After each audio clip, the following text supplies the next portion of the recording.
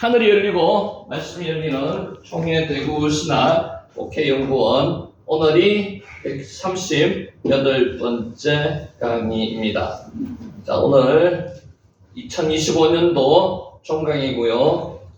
많이 말고 한 말씀 이상이라도 꼭 마음에 새기시는 역사가 있으시기를 예수님 이름으로 축원합니다. 아멘. 자, 이 단어가 차아크라는 단어입니다. 차아크. 예기치 못한 사건들이 일어나고요. 우리 인생에는 질병도 갑작스럽게 나타날 수 있고 경제적인 어려움이나 인간관계의 갈등은 우리 마음을 짓누릅니다. 이런 상황이 없는 사람이 아무도 없습니다. 조금씩은 다 하는 거나 가지고 있습니다. 차크. 이때 뭐 하라고요? 부러지더라고요. 차크. 부러지더라는 뜻입니다. 누구나 한 번쯤은 견딜 수 없는 삶의 무게 앞에서 좌절하기도 하고요. 불안에 빠지기도 하고요. 두려움을 느끼기도 합니다. 마음 깊은 곳에서 하나님께 부러지는 길을 찾아야 된다는 거죠. 이때 사람 의지하시면 안 됩니다. 차크. 하나님께 부러지셔야 된다고요. 자, 기도할 때 하나님은 우리를 지혜롭게도 하시고요. 지혜롭게 해주십니다. 기도하면은. 문제를 바라보는 시각을 변화시켜서 누구를 변화시킨다고요? 나를 변화시킵니다. 상대방을 변화시키는 게 아니고 나를 변화시켜서 마음의 평안을 주시기도 하십니다. 차크. 그러나 기도는 서두르지 않고요. 내 뜻대로 기도가 되는 게 아닙니다. 하나님 뜻대로 하나님의 시간에 기도가 응답하시는 거죠. 잠시 멈추어서 하나님께 나의 마음을 여는 시간이 뭐라고요? 기도입니다. 차크. 부러지질 때 하나님께 부러지는 신앙은 빠른 해결을 구하는 게 아닙니다. 하나님의 때에 하나님의 방법으로 이루어지기를 원하는 기도입니다. 하나님의 때를 기다리는 신앙이 차크 기도입니다. 자, 우리가 하나님께 부르짖을 때 하나님은 우리의 기도를 어떻게 하신다고요? 샤마. 계속 우리가 많이 했는 단어 중에서 샤마. 들으시고요. 우리가 알지 못하는 방법으로 일을 하시는 게 아니고 이미 일하시고 계시는 겁니다. 하나님은 기도를 들으시고 이미 일하시는데 그게 당장 나타나지가 않는 거죠. 자, 크고 작은 문제로 마음이 무겁다면요, 우리는 다시 기도의 자리에서 하나님께 차크 부르짖으시기 바랍니다. 그리고 기다리면요, 우리의 삶 속에서 하나님의 선하신 뜻을 이루어 주신다는 것입니다. 중요한 게 뭐예요? 기도의 자리에서 부르짖으라는 거죠. 차크. 자, 다음 단어가 체다카입니다. 체다카는 의라는 단어입니다. 의는 성경에서 말하는 의는 도덕적인 의를 이야기하는 게 아닙니다. 관계적인 의를 이야기하는 겁니다. 추상적인 도덕적인 무결점이나 법적인 무죄를 의라고 이야기하지 않습니다. 성경에서는. 관계 맺은 대상에 대한 의무를 성실히 이행하는 상태를 체다크, 의라고 이야기합니다. 의, 체다카. 창세기 38장에 뭐가 나오는가 하면요, 누가 나와요? 다말이 나옵니다. 다말. 그녀의 행동은 단순히 성적으로만 해석할 것이 아니라, 다시 말하면 도덕적으로만 해석할 것이 아니라요, 시아버지와 관계를 맺으니까 아들을 낳는 겁니다. 도덕적으로만 하면은 이게 아주 잘못된 거죠. 성경에서는 도덕적인 의를 이야기하는 게 아닙니다. 유다 가문이 기업 물을 자를 얻기 위한 처절한 몸부림으로 보아야 된다는 겁니다. 차다카. 자, 이 사건은 유다에게 영적 각성의 순간이 되었습니다. 유다가 시아버지인데 이 사건으로 통해서 사람이 변했습니다. 변하게 만들어진 사건이 이 사건입니다. 창세기 38장. 자, 뼈아픈 깨달음이 없었다면 베냐민을 위해서 자신을 담보로 내어놓지도 못했을 거고요. 마침내 내 아우를 대신하여 종이 되게 했소서라고 창세기 44장 33절에 이런 이야기를 못했을 거라는 거죠. 체다카. 희생적 리더의 모습을 보이지 못했을 것이라는 겁니다. 다말의 뜻이 뭐라 그랬죠? 종려나무가 다말입니다. 족보에 여성으로서 예수님 족보에 처음으로 올라가는 사람이 누구였다고요? 다말입니다. 리브가가 올라갔습니까? 사라가 올라갔습니까? 못 올라갔습니다. 다말이 처음으로 올라갔습니다.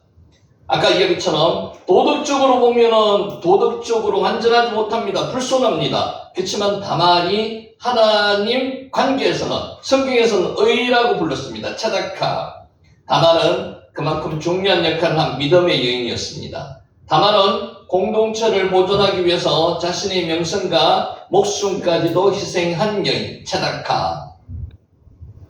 참된 신자는 하나님이 주신 자유의지와 판단력을 가지고요. 믿음에서 나오는 용기와 능력을 사용하여 의미있고 보람 있는 삶을 개척합니다. 참다운 용기입니다. 동시에 다말을 통해서 우리에게 현실적인 한계를 뛰어넘는 믿음의 사람이 되라고 말합니다. 특히 다말이 여자잖아요. 아직까지도 여성이 사회에서 활동하기가 많은 제약이 있을 수가 있습니다. 이런 거를 뛰어넘으라는 거죠. 다말로 통해서. 그래서 체다카 의입니다. 체다카 한번 해보시기 바랍니다. 체다카 의입니다. 의. 자, 여기에 이제 우리가 자주 했는 단어 중에 하나가 권사님 지난번에 제가 물어봤잖아요. 채우는 게 먼저입니까? 비우는 게 먼저입니까? 물어봤잖아요. 실제는 물질적으로는요, 비워야지 채워줍니다. 근데 영적으로는요, 채워져야지 비워집니다. 반대로 돼요. 동시에 일어날 수도 있습니다. 채움과 비움이 동시에 일어날 수도 있습니다. 멜라, 채우다는 뜻이고요. 발라크, 비우다는 뜻이고, 라바시가 누리다는 것입니다. 채워지고 비워지면 누림의 생활이 시작되는 거예요. 요한의 영성이 구체적으로 드러나는 첫 지점은 채움의 영성입니다. 뭘로 채워야 됩니까? 예수님으로 채워야 됩니다. 말씀으로 채워야 됩니다. 요한의 삶은 예수님으로 충만하게 채워진 삶이었습니다. 누구로 채워졌어요? 예수님으로. 예수님으로 채워지면은 악한 것들이 나갑니다. 비워진다는 거죠. 그 다음 단계인 비움의 영성을 경험했습니다. 채워지고 멜라하고 발라크, 비워진다는 거죠. 그는 자기 이름을 지워버리고 예수님의 사랑만 남겼습니다. 멜라, 발라크, 라바시, 순서대로 갑니다. 멜라, 발라크, 라바시. 그는 그 비움의 과정에서 예수님을 바라보았습니다. 우리는 어려움이 차거나 문제가 생기면 어디를 바라봐야 됩니까? 옆에 있는 사람을 바라보면요, 실망할 수밖에 없습니다. 하늘을 바라보고요, 하나님을 바라보고 예수님을 바라봐야 됩니다. 멜라, 발라키, 라바시. 앞에 보셔도 돼요.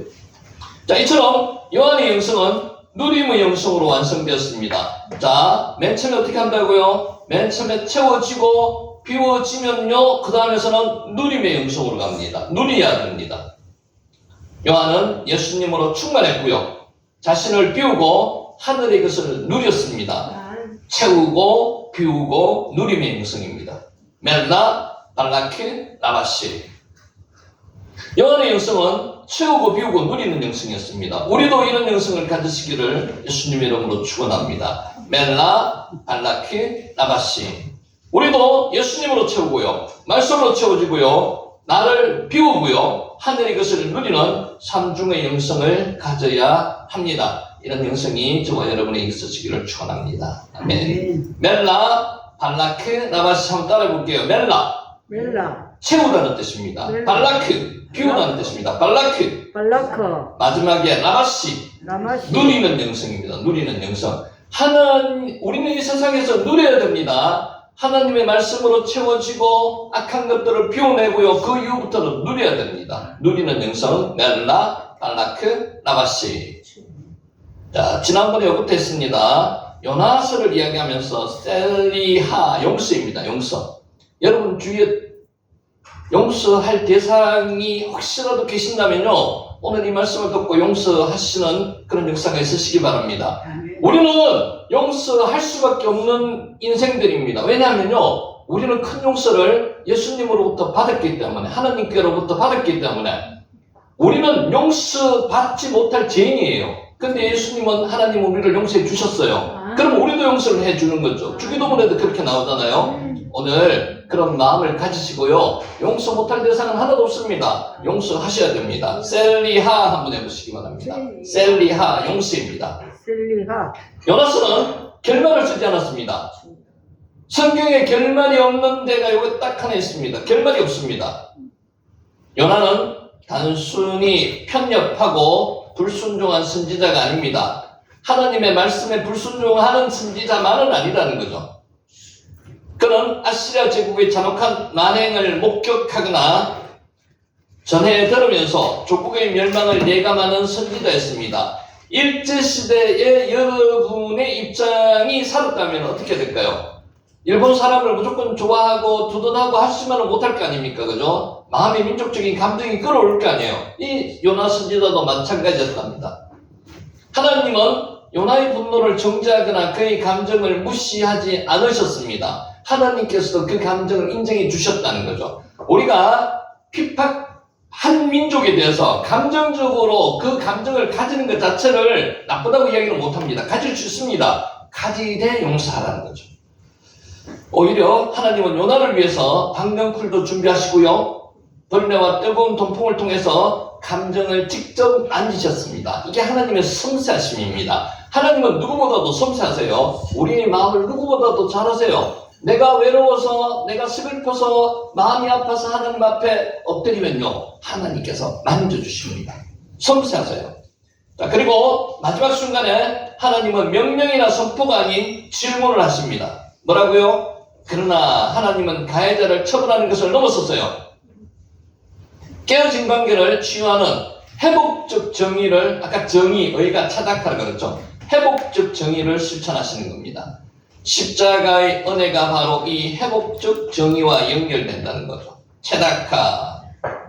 오히려 그를 회복적 정의의 핵심 대상으로 여기고 끌어안으십니다. 셀리하, 용서라는 단어이고요. 하나님께서는 니느웨라는 가해자들의 회개만큼이나 정오의 지옥에 갇힌 요나라는 피해자의 영혼 회복에 더 마음을 두셨을 겁니다. 자, 주목하셔야 되는데요. 요나에 대해서 하나님이 관심을 가지신다는 거예요. 요나서에. 요나가 막 도망가고 하나님의 말씀을 불순종했는 이 요나를 하나님께서는 관심을 가지신다는 겁니다. 이 침묵은 요나의 선택을 기다리는 하나님의 인격적인 배려라는 것입니다. 셀리하, 용서입니다. 너희 고통과 분노를 내가 안다. 누가 하신다고요? 하나님께서 하신다고요. 여러분이 지금 마음 아파하시는 거를요, 하나님께서 하신다니까요. 그 아시고 그것을 듣고 아시고 보시고 그것을 치료하시기 위해서, 해결하시기 위해서 하나님께서 준비하고 계신다는 겁니다. 셀리하. 그러나 나는 너희 그 정의로운 분노의 틀을 깨고요, 너희 원수까지도 아끼는 너희 마음을 이해할 준비가 되었느냐라고 묻고 있습니다. 그러니까 용서의 마음을 가지라고 요나에게 그렇게 말씀하시는 겁니다. 요나서의 침묵은 하나님의 실패가 아닙니다. 강요하지 않습니다. 하나님은 스스로 깨달으라고, 스스로 마음을 가지라고 말씀하시는 거죠. 긍휼과 공의 사이에서 고뇌하는 한 인간이 스스로의 힘으로 정오의 굴레를 벗어나는 겁니다. 여러분, 남이 여러분에게 용서하게 말한다고 여러분 말 듣습니까? 안 씁니다. 스스로가 용서하게 만들어야 된다는 거죠. 스스로. 셀리하.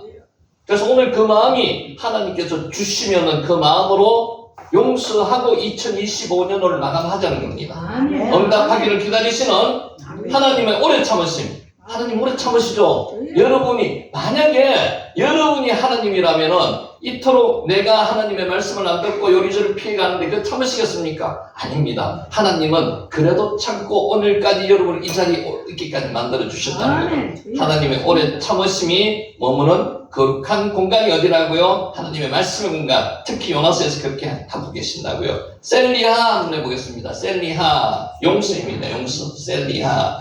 자, 히브리어 단어를 모르시고 기억 못하셔도 상관없습니다. 아까 제가 말씀드렸죠. 1시간 반이 강의를 하는데 핵심적인 거 한 가지 이상만 챙겨가시기 바랍니다. 다 알 수는 없습니다.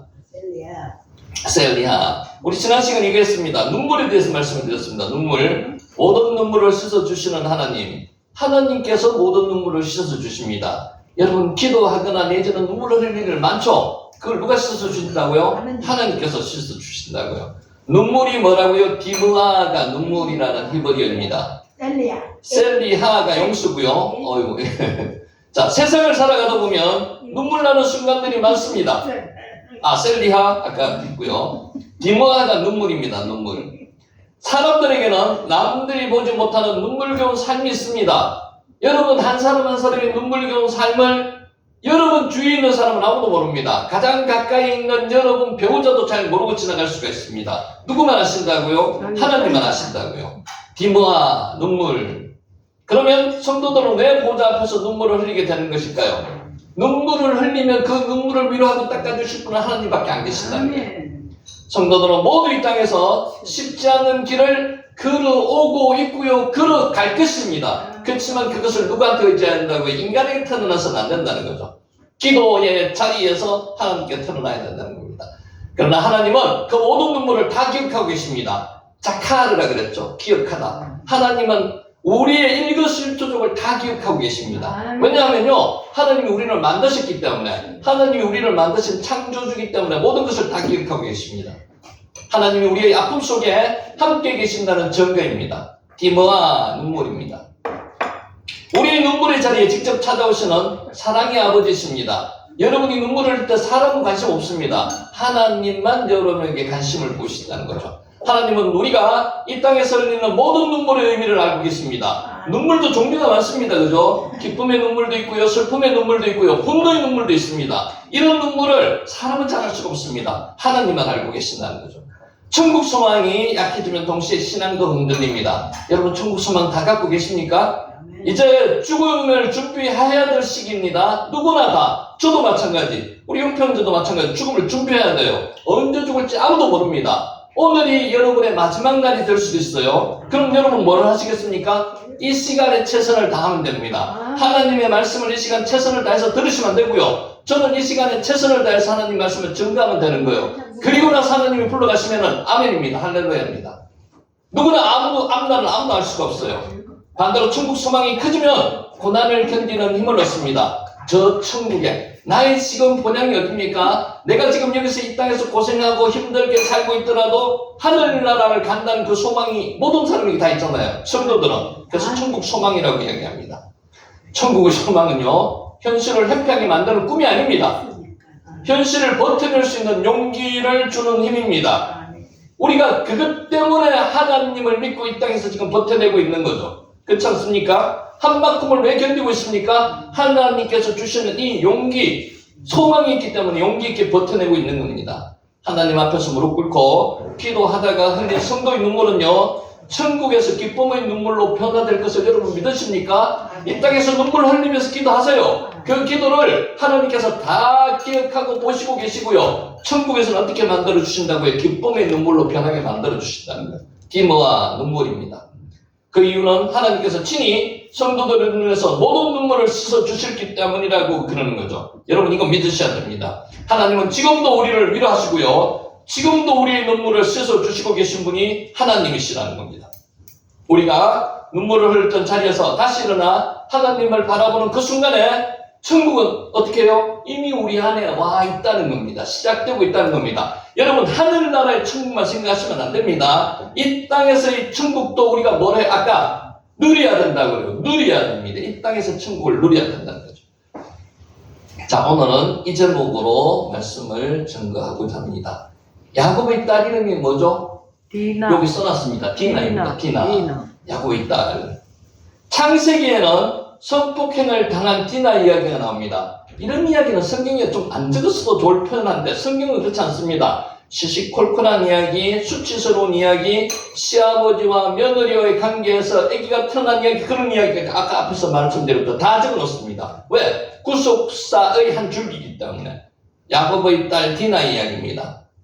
바트가 뭔가 하면 딸입니다. 딸. 아들은 벤이고요. 바트가 딸입니다. 바트 한번 해보세요. 바트. 딸입니다. 딸. 자, 어찌 보면 특별한 의미를 참 찾기 힘든 이야기입니다. 성폭행 당하는 장면입니다. 성경학자들은 디나 사건의 의미를 찾기 위해서 나름의 상상력을 동원하고 추리합니다. 다시 한번 말씀드렸는데요, 성경은 도덕적인 책이 아닙니다. 구속사의 한 줄기를 이야기하는 책입니다. 구속사를 이야기하는 책입니다. 창세기 34장 디나 이야기입니다. 디나를 아주 이상하게 소개합니다. 어떻게 소개하는가 하면요, 레아가 야곱에게 낳은 딸 디나가 그 땅의 딸들을 보러 나갔더니, 요 구절을 해석하는 사람마다 조금씩 다르게 해석합니다. 창세기 34장 1절입니다. 여기서 주의해서 보여야 될 건요, 레아가 야곱에서 낳은 딸 디나가 레아가 낳았답니다. 야곱에게서 낳은 딸. 이것도 의미가 있습니다. 관심 가지고 보셨는지 모르겠지만 한번 볼게요. 성경은 통상적으로 누구의 아들이나 누구의 딸이라는 표현이 나올 때 그 누구는 누구를 씁니까? 아버지를 씁니다. 근데 레아 어머니 이름이 들어갔다는 게 의미가 있다는 거죠. 어떤 의미? 마치 디나는 야곱과 별 관계가 없다는 듯 레아의 딸로 소개합니다. 야곱이 관심이 레아에게 있었습니까? 사랑하지 않았습니다. 라헬을 사랑했죠. 그렇기 때문에 거기에서 레아에게서 태어난 디나도 별 관심이 없었다는 언연중의 그런 표현이라는 겁니다. 학자들은 야곱의 사랑을 받지 못하는 레아가 낳은 딸이기에 더욱 사랑받지 못했다고 추측합니다. 성경을 추정하고 추측할 수는 있는데요. 이것은 완전한 답이 아닙니다. 그냥 의견 중에 하나라고 받아들이시면 됩니다. 근데 요거는 어떤 그런 문맥상 그런 의미가 있는 것 같습니다. 마트 딸입니다. 자, 그건 세겜 족장의 아들이 디나를 성폭행하고요. 억류했다는 소식을 들었을 때 야곱의 반응을 보면 잘 알 수 있습니다. 금지 옥엽 그렇게 여기는 딸이 만약에 성폭행을 당했으면 어떡하겠습니까? 자기 목숨이 아깝지 않죠. 가서 뭔가를 조치를 취하겠죠. 그런데 그렇지 않았다는 겁니다. 성경은 야곱이 딸을 구하기 위해서 달려갔다든지 아들을 불러 모았다든지 분을 내었다든지 그런 표현을 성경에서 하고 있지 않습니다. 감정도 드러내고 있지 않고요. 이렇다 할 말도 하지 않고 그저 조용히 있었다고 34장 5절을 기록했습니다. 그러니까 딸에 대한 관심을 자기가 사랑하는 레아가 아니고 라헬의 딸이었다면 반응이 달라졌을 겁니다. 라헬은 딸이 없었죠. 레아의 딸이기 때문에 이럴 수 있었다는 겁니다. 자, 디나의 소식에 속상해하면서 분을 낸 사람은 누굽니까? 친오빠들. 레아의 아들 중에 시몬과 레위 같은 어머니의 그러니까 누이죠. 누이가 이렇게 당했으니까. 더욱 가슴 아픈 것은 이 사건을 해석하는 성경 해석자들의 태도라는 겁니다. 고든 웬하먼 디나가 그 땅의 딸들을 보러 나갔더니라는 본문을 해석하면서 요거는 성경을 그냥 해석하시는 분들의 의견이기 때문에 이런 의견도 있다고 받아들이시면 됩니다. 참고용입니다. 자, 부도덕한 의미, 성적 관계를 내포하거나 그렇지 않다면 최소한 품위를 떨어뜨리는 아슬아슬한 짓을 했다고 해석했습니다. 근데 이거는 그냥 의견으로 받아들이십시오. 마트가 뭐라고요? 딸. 자, 송병현 교수는 그 땅의 딸들이라는 표현이 창세기 안에서 부정적인 뜻을 가지는 것으로 그녀들과 사귀면 안 된다고 해석도 했습니다. 자, 성경에서 나오는 여러 가지 해석들 중에 하나이기 때문에 이런 참고용도 있습니다. 자, 칼빈은 중세적 관점으로 이 본문을 해석했습니다. 어떻게? 디나는 자기 아버지 집을 떠나서 정도 이상으로 자유롭게 배회했기 때문에 겁탈을 당했다는 겁니다. 그러니까 디나가 잘못된 행동을 했다 이런 뜻입니다. 사도가 가르치고 도리가 명하는 대로 그녀는 조용히 집안에 있어야만 했다. 그렇지 않았다는 겁니다. 왜냐하면 소녀들에게는 미덕이 올리기 때문이다. 칼빈이 해석했다고 이 해석이 정확한 해석이라고 유추해서는 안 됩니다. 그런 이분의 주장입니다. 이런 해석도 있다. 자, 이게 신학교이기 때문에 지금 이런 이야기를 하는 거예요. 제가 만약에 설교를 한다면 이런 이야기는 안 하겠죠. 여러 사람의 의견이 있다는 걸 말씀드리는 겁니다. 현대의 관점으로 보면 정말 의미 없는 해석이라는 거죠.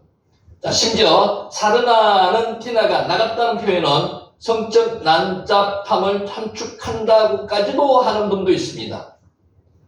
디나는 김휘연 모수사는요, 디나가 히위족속의 여자들을 보러 나간 것 자체가 하나님의 뜻을 망각한 불신 행위로도 보았습니다. 그러니까 왜 이방인 여자와 휩쓸리는 것 자체가 이렇다는 거죠. 피해를 본 사람은 디나입니다. 오히려 디나가 문제여서 성폭행을 당한 것처럼 해석하는 것은 남성 중심의 해석이 아니라고 할 수 없다는 거죠. 그러니까 잘못된 해석이라고 지금 이분은 주장하고 싶은 겁니다. 성경은 디나의 의도가 어떤지 전혀 밝히지 않고요. 정령, 아주 중립적으로 표현합니다. 그러니까 성경은 누가 잘했다 잘못했다 이런 이야기를 지금 여기서 말씀하고 있지 않다는 겁니다.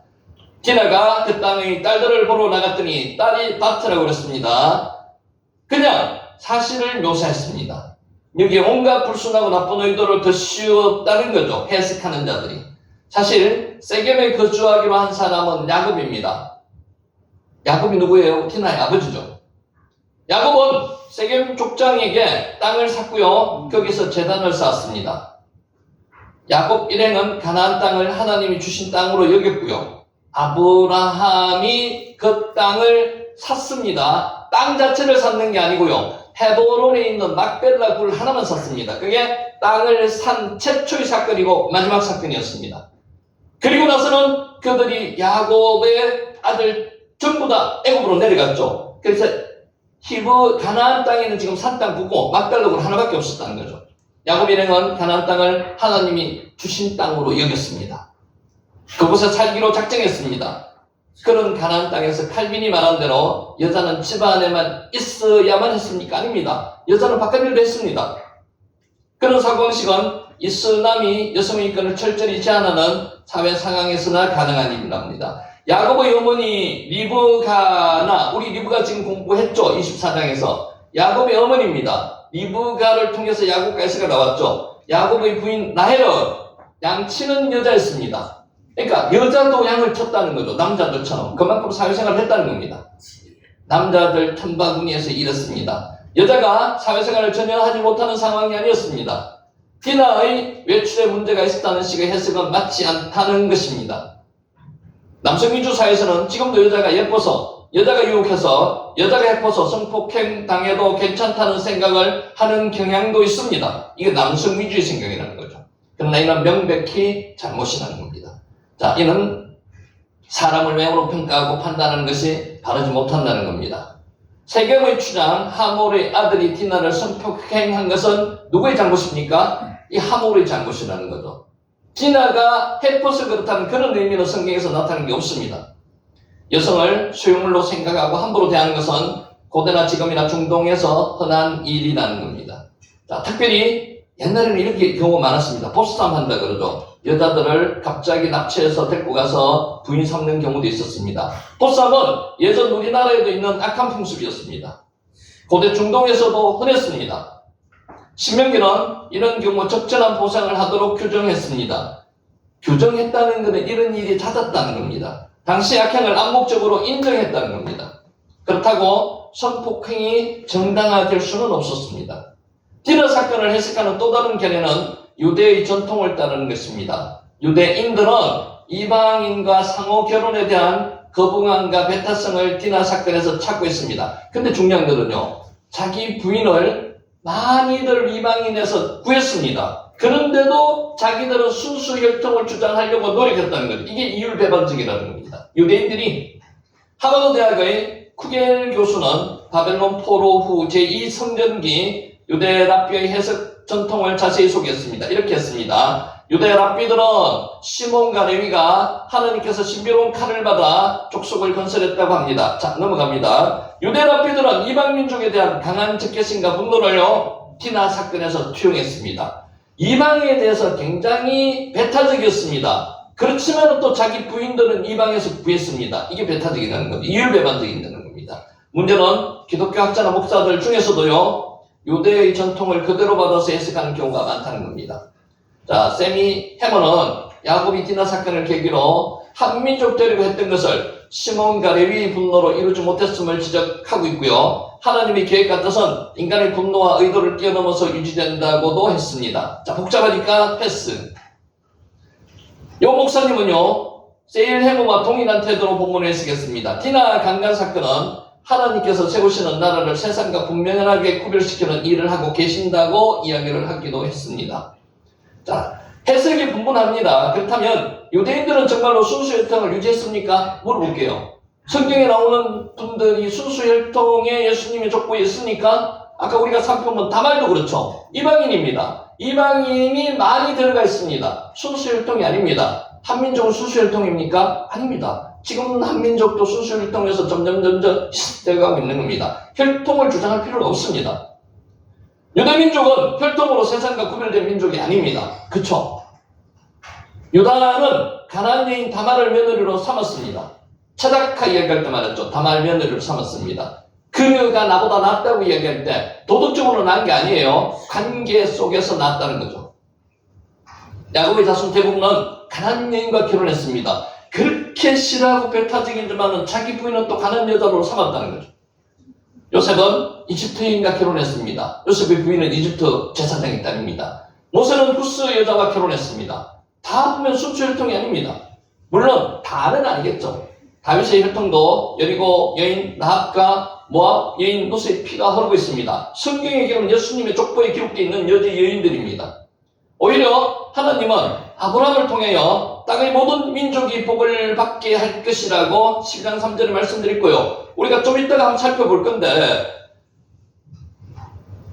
아브라함이 늙음하게 다시 결혼을 하게 됩니다. 그거에 대한 의견이 분분하거든요. 그것도 다시 한번 살펴볼게요. 여러 민족의 아버지가 되겠다고 하겠다고 말씀하셨습니다. 이거에 대한 실현이라고도 이야기합니다. 성취라고도 이야기하는 거죠. 자, 아브라함은 혈통적으로 유대인의 조상이라는 한계에 갇히지 않았습니다. 그러니까 혈통적인도 갇히지 않고 지금 혈통이 아브라함을 믿음의 조상으로 삼는 종교가 3대 종교가 있습니다. 이슬람도 아브라함을 믿음의 조상으로 삼습니다. 유대교도 그렇고요. 기독교도 그렇고. 그러니까 전부 다 그렇다는 거죠. 혈통적으로 유대 종교만이 아니라는 거죠. 신앙으로 모든 민족의 아버지, 믿음의 아버지가 되었습니다. 신앙으로. 자, 그러므로 하나님께서 아브라함에게 할례를 베풀 때 직계 자녀에게만 하지 않고요. 기억하십니까? 아브라함의 집에 가는 모든 이방인에게도 할례를 행했습니다. 돈으로 산 자나 집에 기른 자를 막론하고 할례를 받도록 했습니다. 유대인만 할례를 받도록 했는 게 아니라는 거죠. 마트 딸입니다. 자, 아브라함의 영향권 안에 들어온 이방인들은 모두 하나님의 백성으로 삼고자 하는 것이 하나님의 뜻입니다. 그러니까 하나님은 약속의 자녀를 통해서 하나님께서 언약한 것을 이루시는 반면에요. 은혜는 모든 민족에게 다 가도록 만들어 주셨다는 겁니다. 마트 하나님의 백성은 어디에 있든지 그곳에서 하나님의 영광을 드러내므로 선교적 사명을 감당해야 된다는 겁니다. 상황이 어찌되었든 간에 세겜 족속은 할례를 받았고요. 할례를 받았는데 이 할례는 죽임을 당하기 위한 할례였습니다. 하나님의 언약 공동체 안으로 그들은 들어오려고 했습니다. 그런데 이것을 야곱의 아들들이 죽였다는 거죠. 그들을. 당시 사회는 아직도 청동기 시대였고요. 그 당시가 청동기 시대였습니다. 대부분 돌칼을 사용하던 시대였기에 성인이 할례를 베푸는 것은 매우 위험하고 중대한 결단이었습니다. 할례 받다가 피가 멈추지 않아서 죽는 경우도 가끔 발생했습니다. 굉장히 위험했고 그 당시만 해도 비위생적이었다고 이야기를 하기 때문에 아무리 정결하게 한다고 하더라도 감염이 되고 죽는 경우도 생겼다는 거죠. 그보다 몇백 년 후인 모세 시대에도 돌칼을 사용하여 할례를 행했습니다. 그냥 칼이 아닙니다. 청동기 시대에는 돌칼을 사용했습니다. 이게 돌칼이에요, 돌칼. 시몬과 레위는 할례라는 종교의식을 살인의 수단으로 사용했습니다. 할례를 받으면요, 3일째가 제일 고통스럽고 움직이지 못한답니다. 그때 쳐들어가서 이들을 다 죽였습니다. 그들은 유대 랍비들이 주장하는 유대 혈통의 순수성을 위해 일한 것이 아닙니다. 그들은 며느리를 구하기 위해서 아브라함처럼 하란으로 사람을 보내지도 않았습니다. 엘리에스를 하란으로 보낸 사건 우리가 공부했죠, 24장에서. 그들은 여동생 디나의 의견이나 생각을 물어보지도 않았습니다. 자기들이 분이 나서 분을 그곳에서 살인으로 풀었다는 거죠. 그렇다고 디나의 행복도 생각하지 않았습니다. 디나가 다시 야곱의 집으로 돌아온 후에 행복했을까요? 그 사건이 있은 후에 디나는 조용하게 지냈습니다. 성경에 잘 기록도 되지 않습니다. 자기 눈앞에서 세겜 족속의 사람이 모두 살해당하는 것을 본 후유증이 얼마나 오래 갔을까 한번 상상해 보시기 바랍니다. 성경은 디나에 대한 언급을 하지 않습니다. 그 후에 요셉의 초청으로 야곱 가족 전부가 이집트로 내려갈 때 이름만 잠시 기록되어 있습니다. 디나의 남편이나 자식을 언급하지 않고 디나만 언급한 것으로 봐서 아마 결혼도 안 했을 것 같습니다. 홀로 지냈음을 추정할 수 있습니다. 여동생을 위한다는 명목으로 시몬과 레위와 야곱의 아들들은 세겜의 모든 것을 약탈하고 죽였습니다. 세겜에서든 베델에서든 애굽에서든 바벨론에서든 하나님의 백성으로서 빛과 소금의 역할을 해야 되는데 그렇지 않았다는 거죠. 자기들이 분풀이를 살인으로 했다는 겁니다.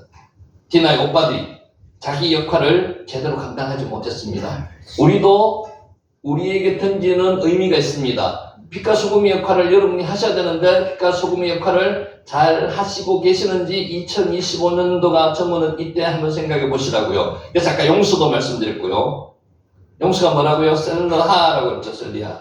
오히려 종교를 핑계로 분노를 표출했고요. 욕심을 드러냈고 살인까지 저질렀다는 겁니다. 자, 기독교인들이 윤리적으로 바른 행동과 삶으로 빛을 드러내지 못한다면 믿음이라는 이름으로 악행을 저지르기 쉽습니다. 기독교인들이 어떤 면에서는 악을 품으면요, 정말로 악해질 수 있는 집단이 될 수가 있습니다. 조심하셔야 됩니다. 가장 단적인 예를 디나 사건에서 보여줍니다. 존 스토우트 목사님은 이런 말을 했습니다. 복음을 전하는 우리 노력이 종종 실패로 점철되는 이유가 무엇인가요?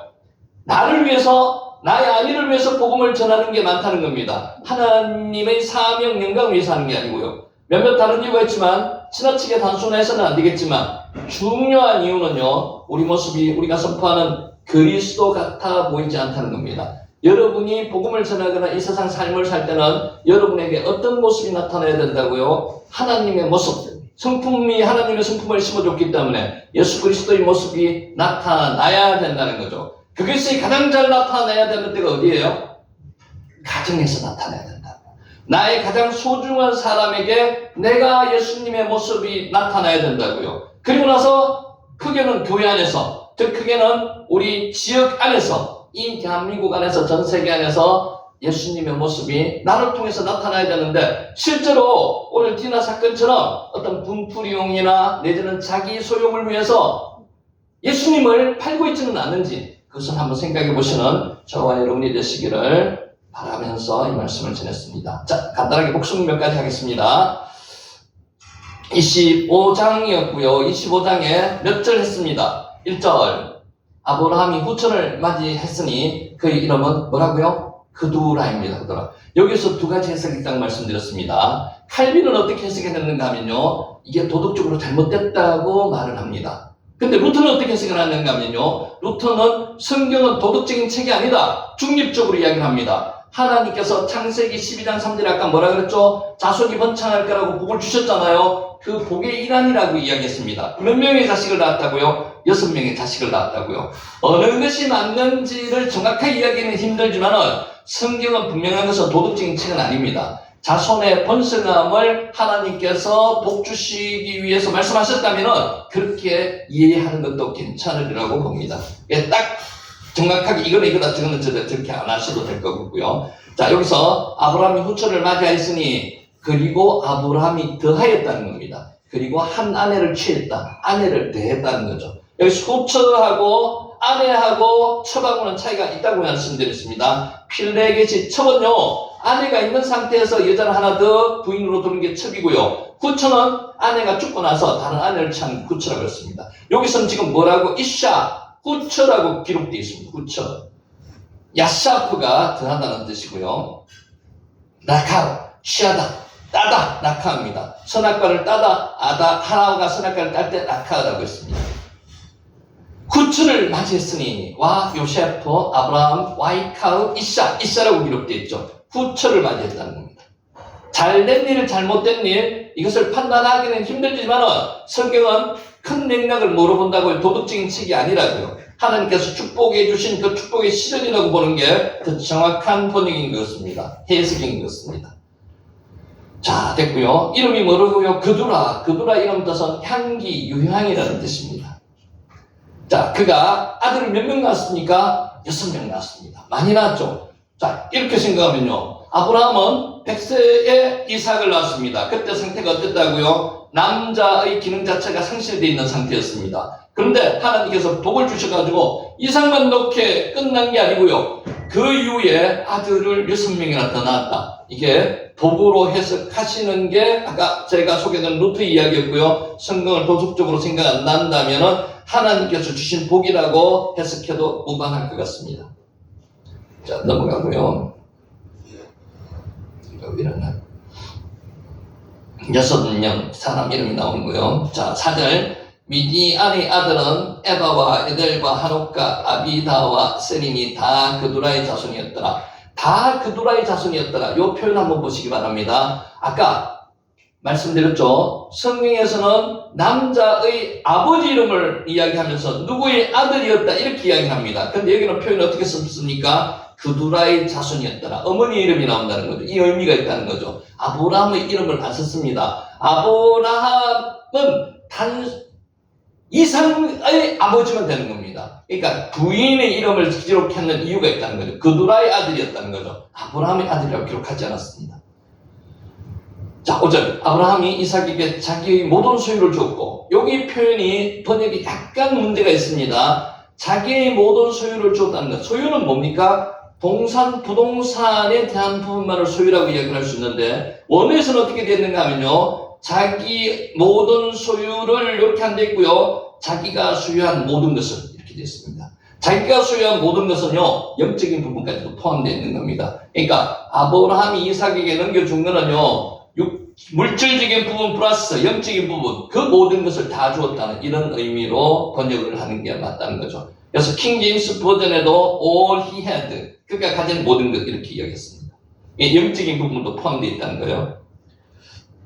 6절. 자기 서자들에게도 재산을 주어 자기 생전에 그들로 하여금 자기 아들 이삭을 떠나 동방 곧 동쪽 땅으로 가게 하였더라. 서자들에게도, 필레겟의 아들을 서자라고 이야기합니다. 자, 여기서는 지금 한글 번역에서는 재산이라고 나와 있는데, 이게 원어사는 선물입니다. 선물을 주었다는 거죠. 재산은 누구한테만 주었어요? 재산은 이삭한테만 주고요, 자기 아들, 직계 아들, 약속의 아들 이삭한테 주고요, 선물을 주었다는 겁니다. 재산이라는 단어보다 선물, 이렇게 번역했는데도 껴놨습니다.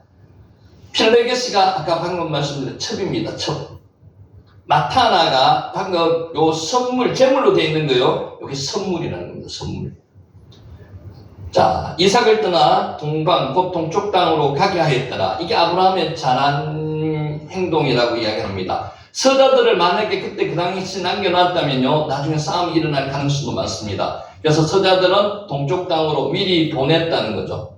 재산을 줬는 게 아니고 선물을 줘가 미리 보냈다는 겁니다. 그래서 싸우면은 이삭과 6대1로 싸워야 됩니다. 이삭이 이길 수가 없습니다. 그래서 미리 다 조치를 해놨다는 겁니다. 케덴, 동방으로 보냈다는 겁니다. 아담과 하와가 에덴 동산이 동쪽으로 쫓겨났습니다. 가인은 어디로 갔습니까? 동쪽으로 갔습니다. 죄 지은 인간은 항상 동쪽으로 갑니다. 이게 인간의 본 모습이고요. 나중에 하나님이 인간을, 전 세계를 회복하면요, 인간은 어디로 돌아옵니까? 동쪽에서부터 돌아오는 거죠. 성전의 문이 어느 쪽으로 되어 있다고요? 동쪽으로 되어 있습니다. 돌아오는 문이 동쪽으로 되어 있습니다. 그러니까 케덴, 동방이라는 겁니다. 됐고요. 자, 7장을 여기서부터 합니다. 아브라함의 향년이 175세라. 아브라함이 몇 세에 이삭을 낳았습니까? 100세.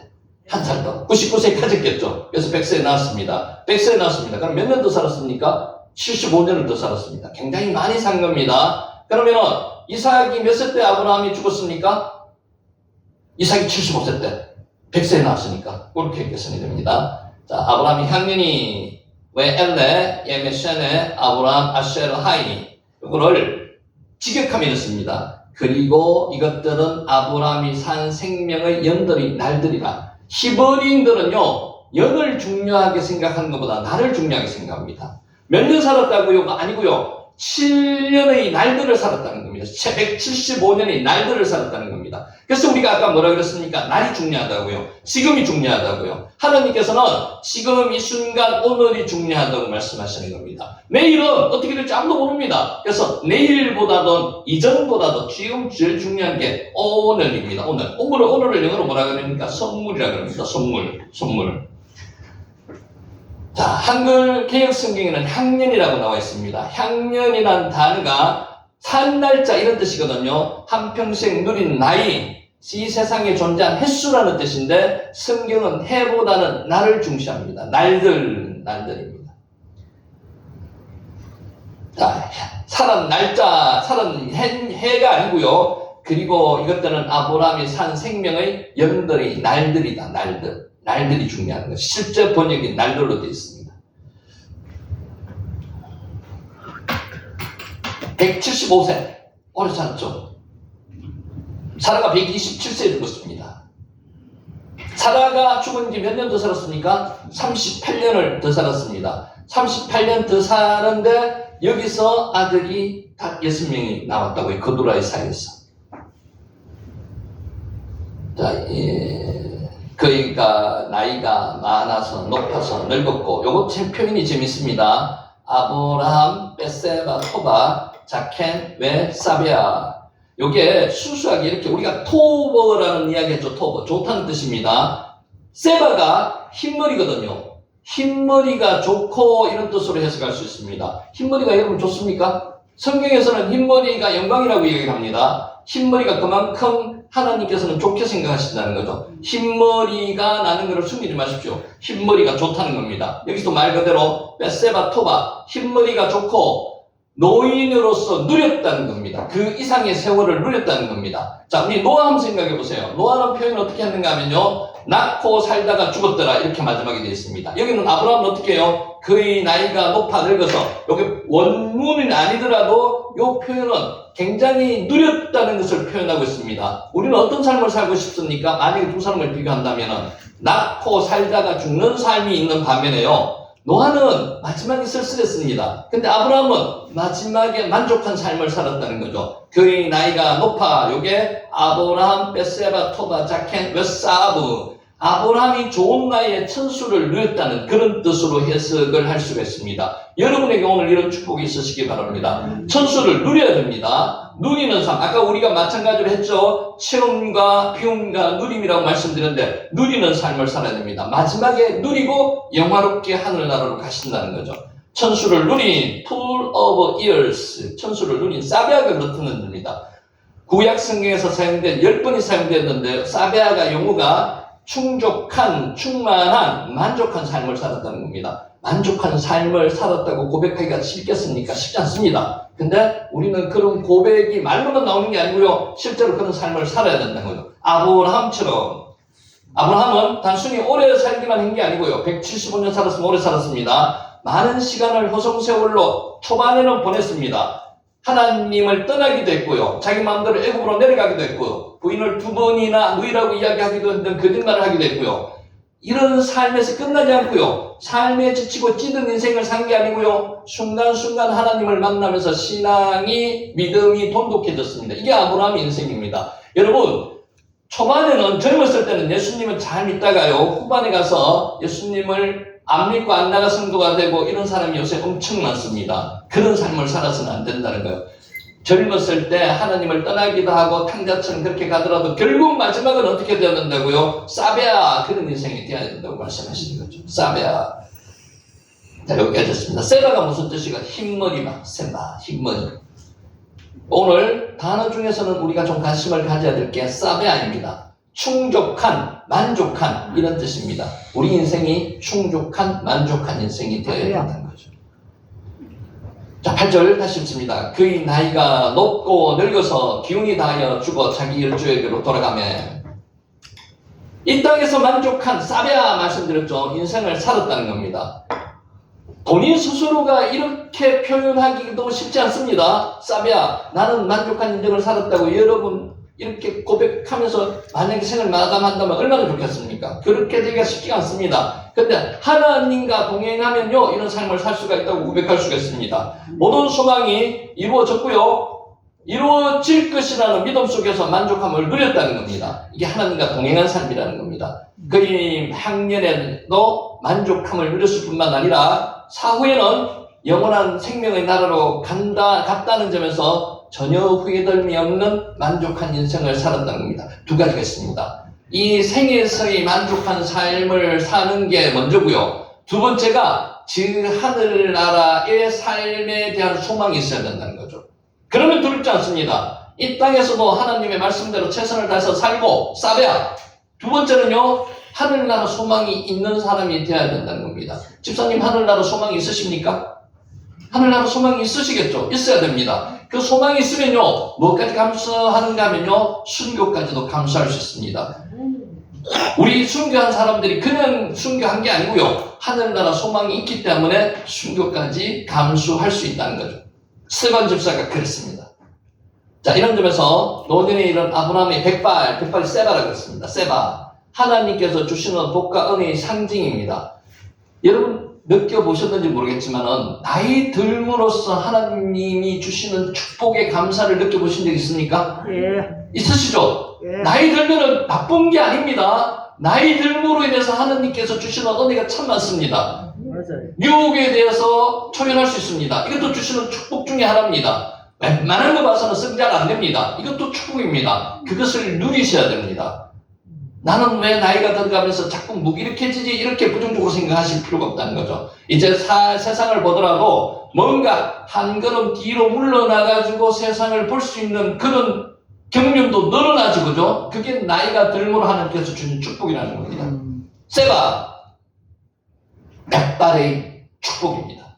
백발은 영화의 면류가 아니라 의로운 길에서 얻으리라. 잠언 16장 31절에 말씀하셨습니다. 그래서 나이가 들면 축복입니다.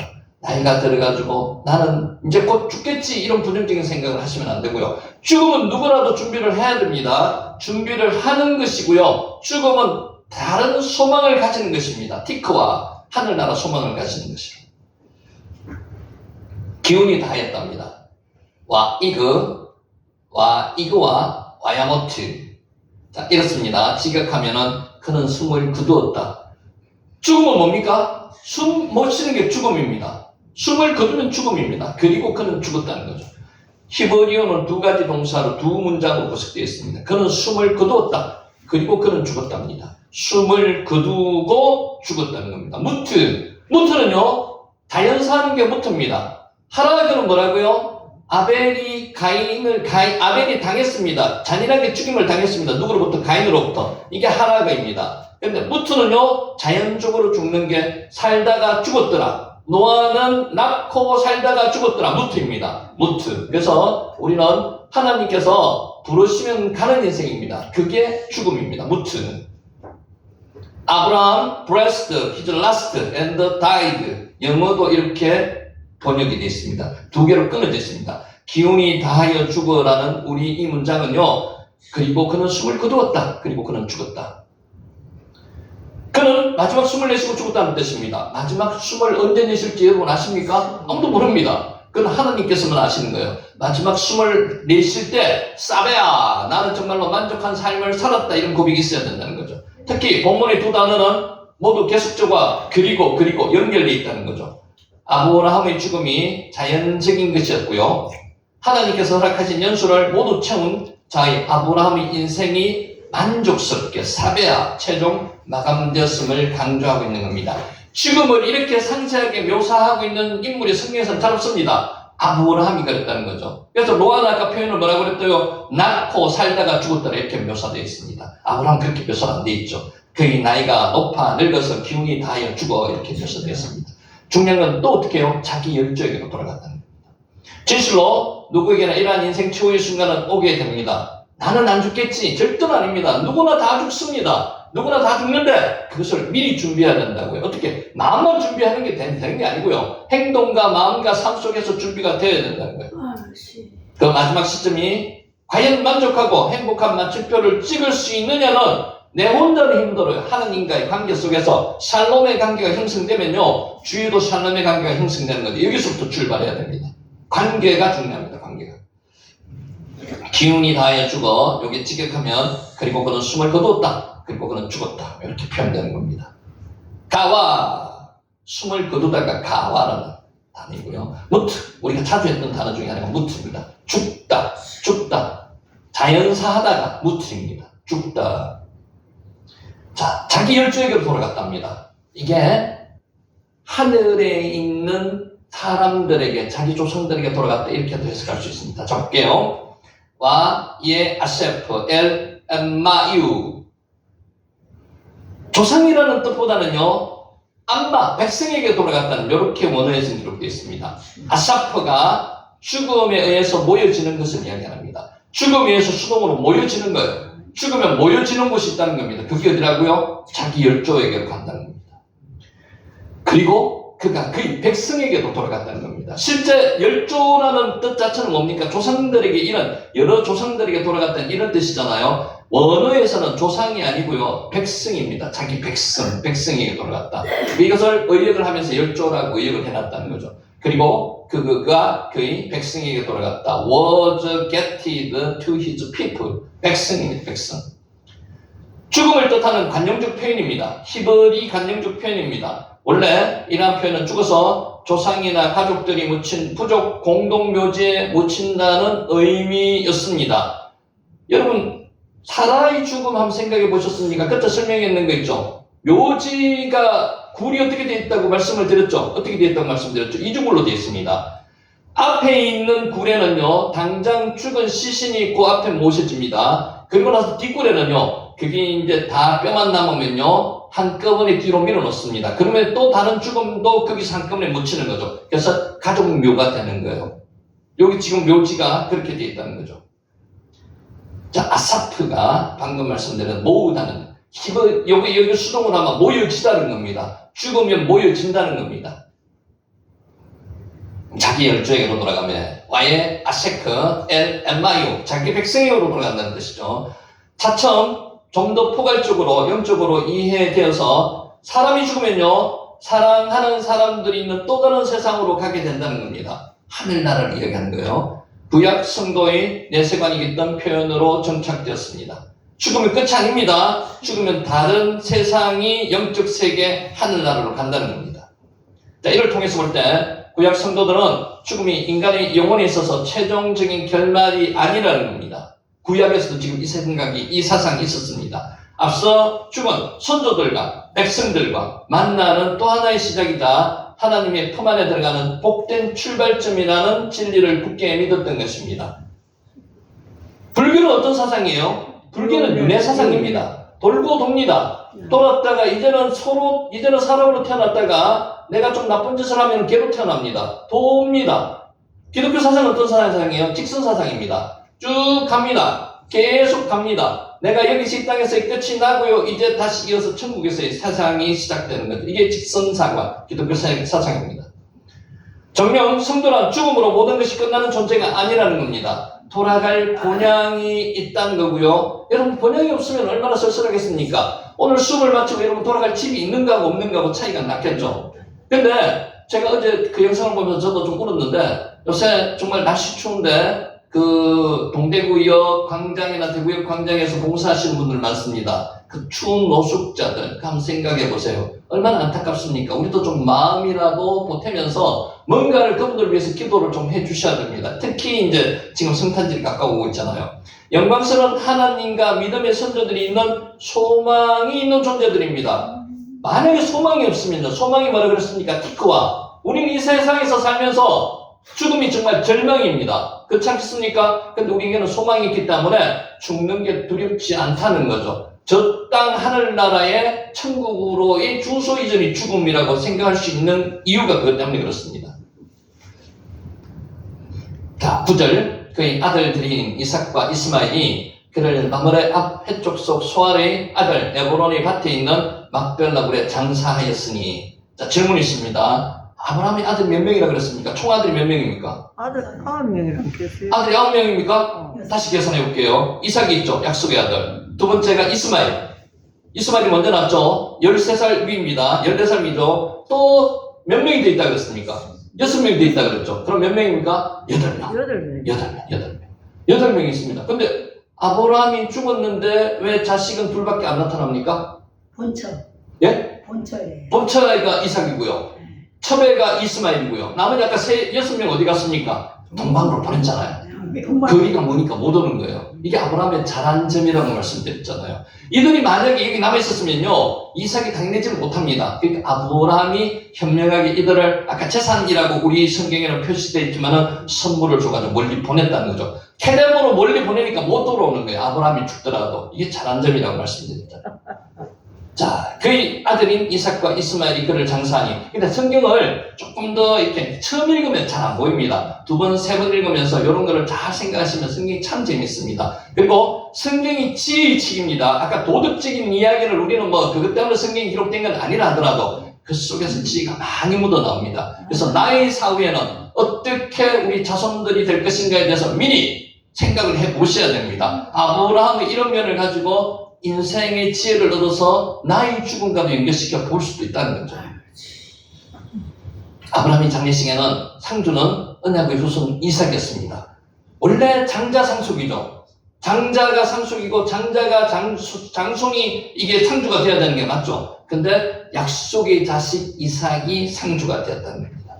그래서 이삭과 이스마엘의 출생 순서를 따르지 않고, 원래 성경에서는 순서가 중요합니다. 먼저 나오는 사람이 형이고 먼저 나오는 사람이 중요한 사람입니다. 여기서는 형이 누구라고요? 이스마엘이 형입니다. 그렇지만 이삭이 먼저 기록되어 있는 것은 약속의 자녀이기 때문에 먼저 기록해 놨다는 거죠. 이삭과 이스마엘이 출생 순서를 서로를 따르지 않고 구속 역사의 중요도에 따라서 누가 중요합니까? 약속의 자녀가 중요하죠. 이스마엘에 앞서서 이삭의 이름이 먼저 기록되어 있다는 겁니다. 한편 이스마엘이 아비의 장례식에 참석할 수 있었던 것은 그두라의 자식들은 이미 먼 동방으로 떠나버렸고요. 멀리 보내놨다는 거죠. 아브라함의 장례식에 참석할 수가 없었습니다. 그리가 뭐니까 이스마엘은 이삭의 거친 헤브론에서 그리 멀지 않은 곳에 살고 있었다는 거죠. 그리고 중요한 것은요, 아브라함이 이들 둘 간의 관계를 좋게 미리 다 잘 만들어놨다는 겁니다. 관계가 안 좋으면 참석하겠습니까? 참석 못합니다. 형제들 간에도요, 아버지가 어머니가 돌아가셨을 때 참석 안 하는 사람도 있습니다. 관계가 좋지 않으면. 근데 첩의 자식이고 본체의 자식이지만은 둘과의 관계가 괜찮았다는 거죠. 자, 이스마엘은 비록 서자이나 그두라의 자식과는 달리 상당한 특권을 누리고 있었다는 사실을 반영해 줍니다. 12명의 방백들로 통해서 12족속이 생겨났습니다. 이스마엘로 통해서. 그래서 상당히 복받은 민족이라고 볼 수 있습니다. 카바르가 장사하다는 뜻입니다. 장사하다. 이 단어를 보면 이제 우리가 뭔가를 조금 이렇게 남들보다는 조금 가슴 속에 뭔가 다 와닿는 이유는요, 내가 여기에 좀 더 가까이 가고 있다는 겁니다. 카바르, 장사하다. 에브론의 밭에 있는 막벨라 굴에 장사했답니다. 에브론 설명, 막벨라 굴 설명은 미리 말씀 많이 드렸죠. 그냥 가지라고 하는 것을 돈을 주고 샀습니다. 많은 돈을 주고. 엘 메아라트 하 마크벨라 엘 세데 에프론. 38년 전에 아브라함이 아내 사라를 장사하기 위해서 헷 족속 에브론에게 얼마를 주고요? 400세겔을 주고 구입한 밭입니다. 그곳에 있던 아브라함의 가족묘를 가리킵니다. 그래서 밭만 사는 게 아니고요, 그 안에 있는 굴밭 다 샀다는 거죠. 그래서 아브라함이 가나안 땅에 처음이자 마지막으로 계약한 곳이 이 에브론에 있는 막벨라굴입니다. 그 이후 이전에 아무것도 없었습니다. 그래서 그것을 믿고 400년 동안 종살이 애굽에서 했던 이스라엘 민족이 돌아올 수 있는 근거가 되는 게 이 에브론에 있는 막벨라굴이라는 겁니다. 아브라함은 가나안 땅을 약속받았으나 실제로는 자신이 묻힐 막벨라 굴 묘지밖에는 소유하지 못했습니다. 계약을 한 처음이자 마지막 계약입니다. 하나님의 언약의 신실성을 의심하게 하는 것이라고 볼 수가 없습니다. 이것을 믿고 껴봤다는 거죠.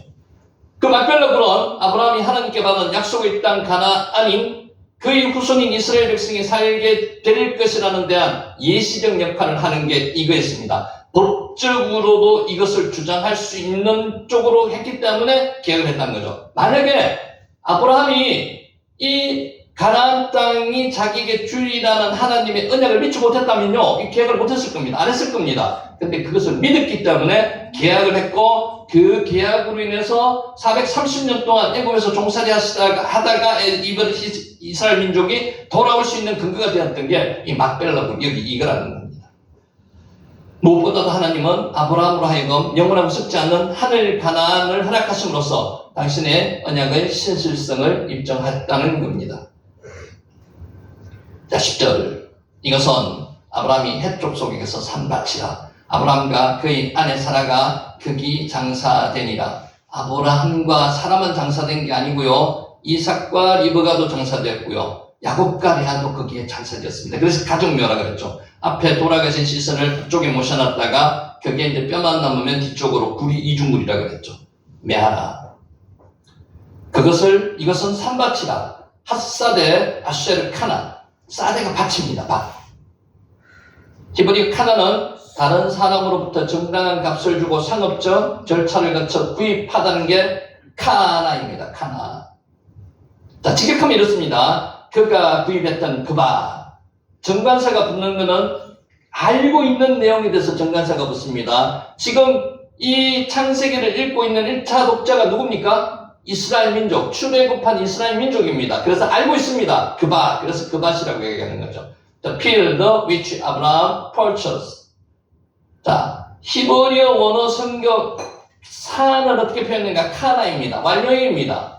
에브론의 밭이 이미 구입하여 아브라함의 소유가 되었다는 겁니다. 완료되었다는 겁니다. 미리 구입을 했었다는 겁니다.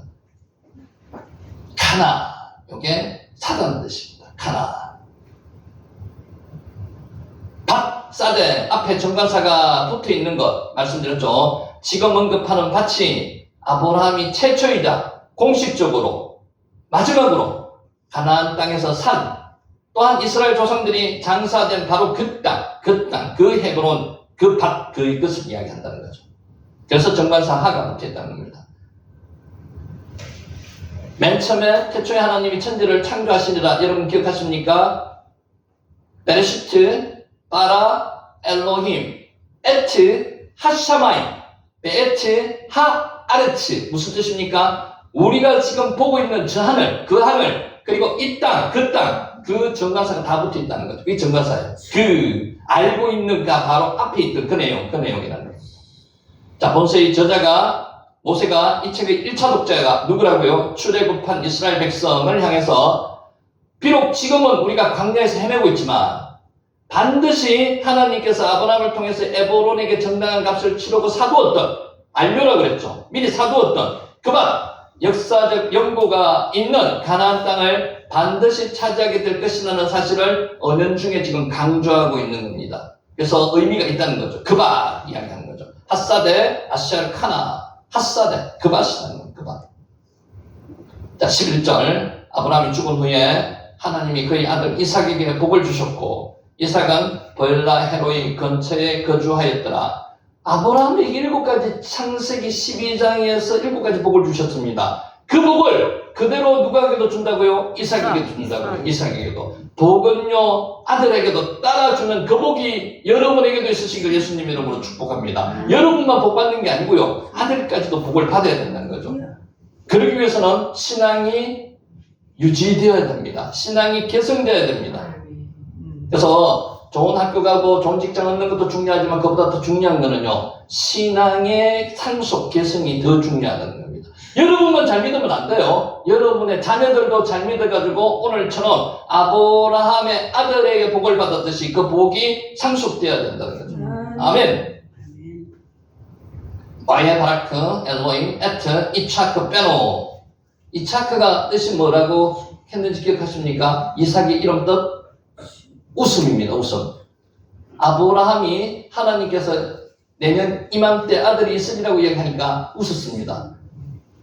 사라도 웃었습니다. 그래서 이름이 뭐가 됐다고요? 이차크, 웃음이 됐습니다. 웃음.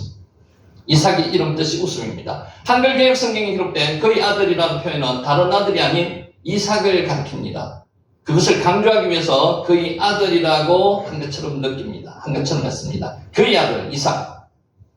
자, 원문을 보면요, 베노라고 기록되어 있고요. 그의 아들입니다. 베노, 그의 아들. 아브라함의 아들들이라는 사실을 강조하는 표현이라고 했습니다. 베노, 그의 아들.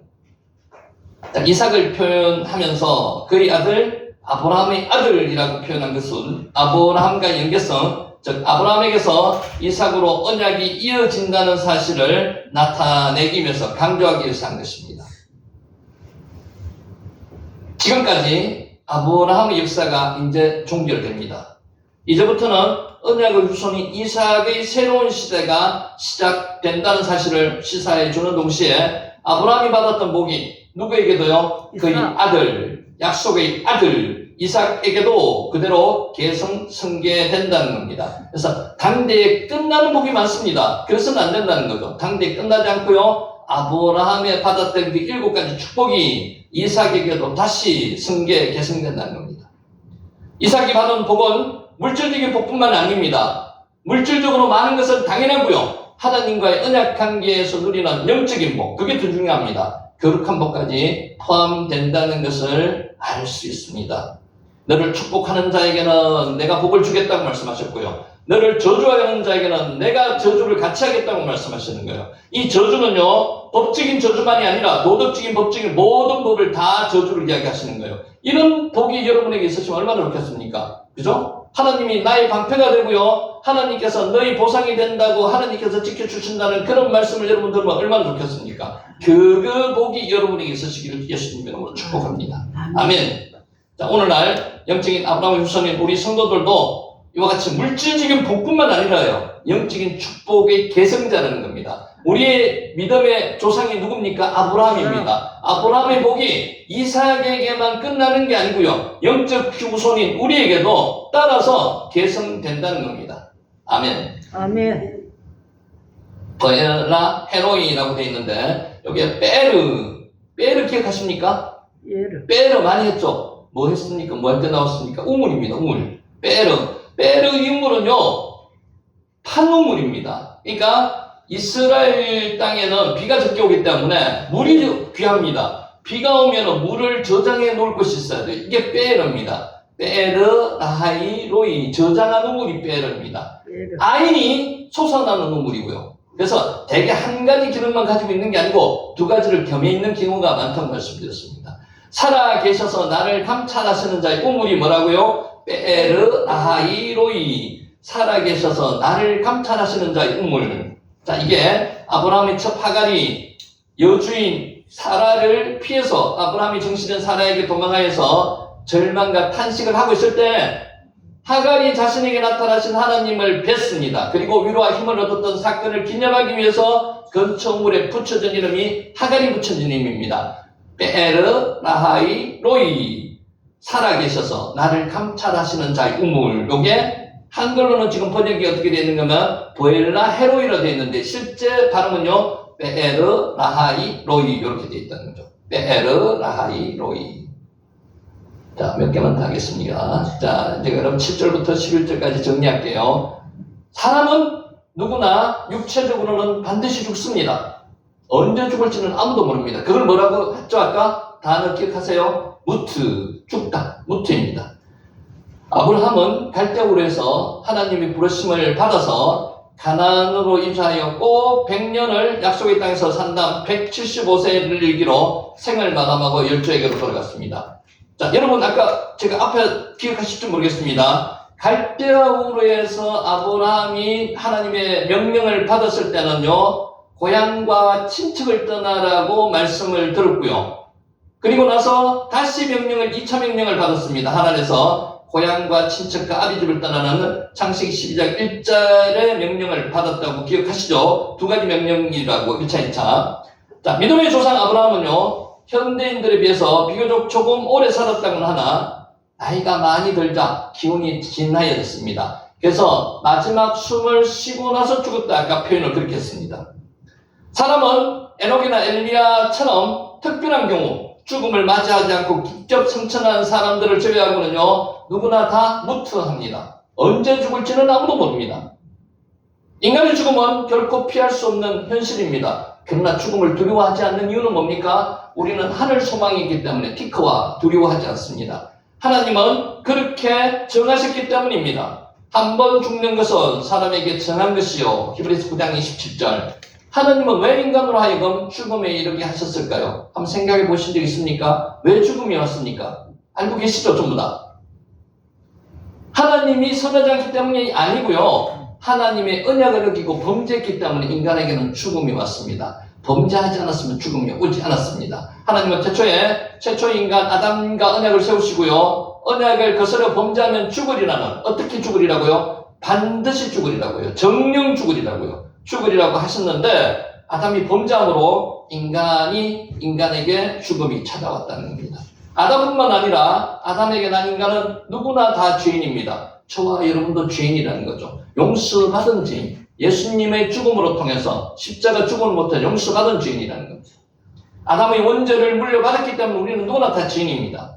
인간은 누구나 다 죽는 것입니다. 우리 주위에 죽지 않는 사람이 있습니까? 다 죽습니다. 지금 아무리 뜬뜬거리고 잘 살더라도요, 잘 사는 게 아닙니다. 다 죽습니다. 지금 건세 가졌다고 막 기고만장 하시는 분들 다 죽습니다. 그렇게 기고만장하면 안 됩니다. 겸손하셔야 된다는 거죠. 마치 천년만년 살 것처럼 죽음에 대한 아무런 준비도 없이 살아가고 있는 게 우리 누가복음 12장에 나오는 그 부자 한번 생각해 보세요. 풍년이 들었는데 어떻게 했다고요? 있는 창고를 헐고 새 창고를 더 지어가지고 그 풍년던 물건을 곡식을 보관하려고 했는데 하나님께서 그 영혼을 오늘 저녁에 불러가시면 어떻게 되겠어요? 아무 소용이 없다는 거죠. 우리 인생이 그렇다는 겁니다. 그래서 베풀고 섬기고 하나님께 봉사하면서 사는 그 삶을 왜 그렇게 살아야 된다고요? 하늘 소망이 있기 때문에, 티커와 때문에 그렇다는 거죠. 그래서 죽음은 누구에게나 닥칩니다. 그래서 현실이 아무리 많이 쌓아놓았다고 하더라도 이거는 다 놓고 가야 될 것입니다. 베풀어야 될 그런 존재라는 거, 우리는 좀 숨기고 살아야 될 존재라는 거.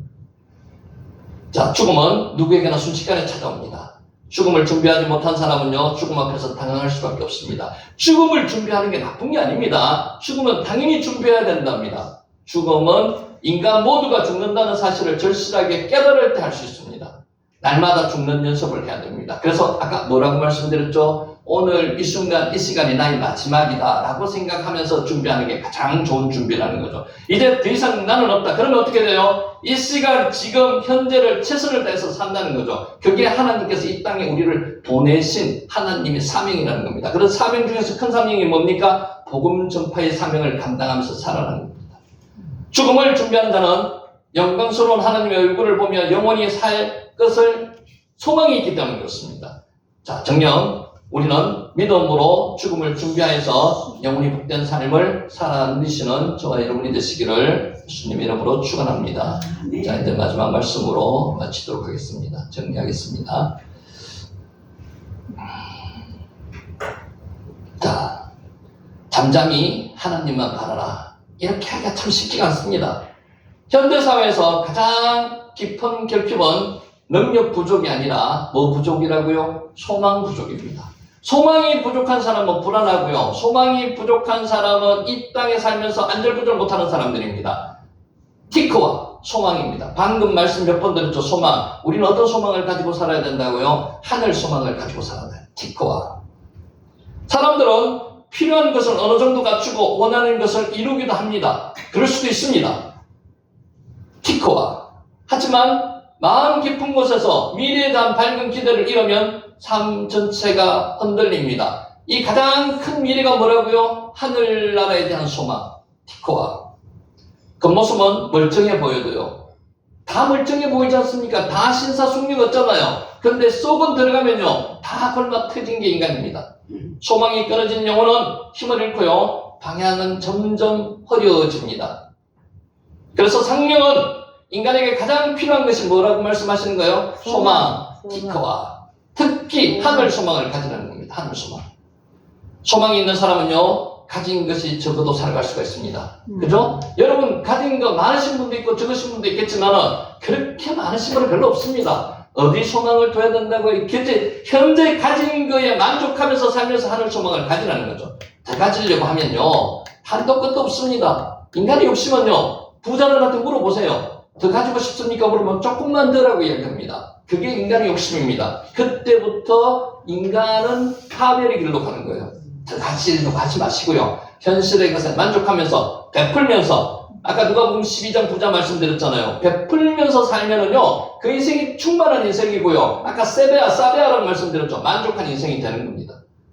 소망이 없는 사람은요, 모든 것을 가지고도 무너집니다. 여러분, 많이 가진 사람도 있습니다. 근데 그 사람은 소망이 없으면은 물질에 대한 욕심만 더 부리는 거죠. 조금만 더라고 하면서. 그러다가 지금 오늘 이 순간에 하나님께서 그 영혼을 불러가시면은 아무 소용이 없다는 겁니다.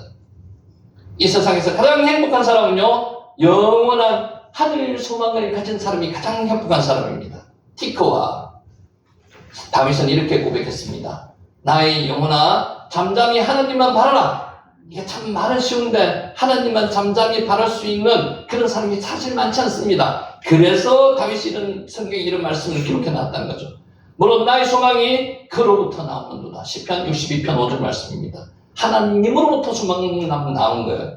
다윗은 자신의 소망이 환경이나 사람에게서 나오지 않으며 오직 하나님께로부터 온다고 확신하고 고백했습니다. 우리의 소망은 하나님께로부터만 나오는 겁니다. 옆에 있는 내 동료가 줄 수도 없고요, 나의 배우자가 줄 수도 없고 아들, 딸이 줄 수도 없습니다. 나에 대한 소망은 하나님께로부터만 나옵니다. 소망은 우리들 끌어가는 힘이면서 밀어주는 힘입니다. 이게 원동력입니다. 이게 있는 사람은요, 오늘 이 순간을 최선을 다해서 살 수 있는 거예요. 미래에 대한 밝은 미래가 있으면, 기대가 있으면 어두운 오늘을 견딜 수가 있습니다. 오늘을 견디는 힘은 누구의 힘으로 견디는 겁니까? 하늘나라 소망으로 견딜 수 있습니다. 하나님 말씀으로만 견딜 수 있다는 거죠. 반면에 소망이 끊어지면요, 인간의 마음은 급속히 무너집니다. 그래서 요새 세상에 살면서 우울증이 있는 사람, 집안에 꼭 틀어박혀서 안 나오는 사람, 그런 사람이 많다는 겁니다. 소망이 없기 때문에 그래요. 소망이 없기 때문에. 재물이 사라지면 삶이 불편해지죠. 조금 불편합니다. 그렇다고 죽을 만한 그런 고통은 아닙니다. 목적이 사라지면 걸음이 느려지기도 합니다. 소망이 사라지면요, 그러나 소망이 사라지면요, 인생은 완전히 종친다는 거죠. 사람은 완전히 멈추고 맙니다. 그래서 자기 자신을 파멸의 길로 몰아가는 경우가 많고요. 극단적인 선택을 하시는 분도 많습니다.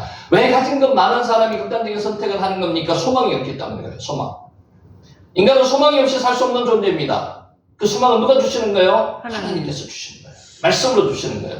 그렇다면 우리는 무엇을 소망 삼고 살아야 합니까? 여러분 답은 잘 알고 있습니다. 하나님을 소망 삼고 하늘나라를 소망 삼고 살아야 된다는 거죠. 티코와. 사람은 흔히 건강이나 성공이나 관계나 안정이나 여유나 미래의 계획 등을 소망으로 삼습니다. 이러한 것들은 우리 삶에 필요합니다. 하지만 이것들이 우리의 궁극적인 소망이 될 수는 없습니다. 약간의 동기부여는 될 수 있고요, 욕망의 충족은 될 수 있더라도 이것만으로 살 수는 없다는 겁니다. 그것은 모두 변하고 사라지기 때문에 우리 통제 밖에 있습니다. 눈으로 보아도 족함이 없고요, 귀로 들어도 가득 차지 않는 것이 인간의 마음입니다. 아까 말씀드렸듯이 가지면 가지고 싶은, 더 가지고 싶은 게 인간의 욕심이고 마음입니다. 눈으로 만족하면요, 다음에는 그거보다 더 만족한 것을 찾게 되는 겁니다. 마약하는 사람들과 똑같습니다. 멈추지 못합니다. 계속 더 들어가는 거죠. 바닷물을 먹으면 우리가 소금 쉰다, 물 쉰다 그러죠. 계속 물 먹어야 돼서 똑같습니다. 사람은 이것이 자신을 만족하게 할 것이라고 생각하지만 그렇지 않습니다. 실제로는 잠시 기쁨을 줍니다. 잠시 줍니다. 잠시. 세상의 것들은요, 잠시 기쁨을 줄 수가 있습니다. 욕구를 만족시켜줍니다. 영원한 만족은 되지 않는다는 거죠. 결코 오래 가지 않습니다. 거기에다가 안 되면 어떻게 해요? 이제 삶이 허망해지는 거죠. 그래서 인생의 흐물을 깨달은 사람은요, 이런 고백을 합니다. 주여, 이제 내가 무엇을 바라기요? 나의 소망은 어디만 있다고요? 죽게 있나이다. 죽게 있나이다. 하나님은 우리를 소망으로 부르십니다. 소망으로 부르시는 분이 하나님이십니다. 그러나 그 소망을 주시기 전에 인간의 소망을 먼저 무너뜨려 주십니다. 아까 말씀드렸죠? 개인적으로 가지고 있는 그 욕망, 야망, 정욕, 이것을 먼저 무너뜨려 주시는 거예요. 하나님 소망을 가지기 전에. 때로 쌓아놓은 자만이 사라질 때도 있습니다. 그런 경험 해보셨습니까? 인생의 나락으로 넘어지는, 떨어지는 그런 경우 왜 그렇겠습니까? 이게 하나님께서 미워하시고 사랑하지 않기 때문에 그런 게 아니고요, 사랑하시기 때문에 하늘 소망을 가지라고 인간의 욕망 소망을 하나님께서 잠시 덮어놓으시고요, 무너뜨려 주시는 거죠. 자신만만하던 건강이 흔들릴 때가 있습니다. 여러분, 나이 들면요, 누구나 다 아픕니다. 조금 아픕니다. 근데 그 아픔이 정도가 넘쳐가지고요, 정말로 청천벽력 같은 진단을 받을 때도 있습니다. 뭡니다 하면은 가슴이 쿵 떨어지죠.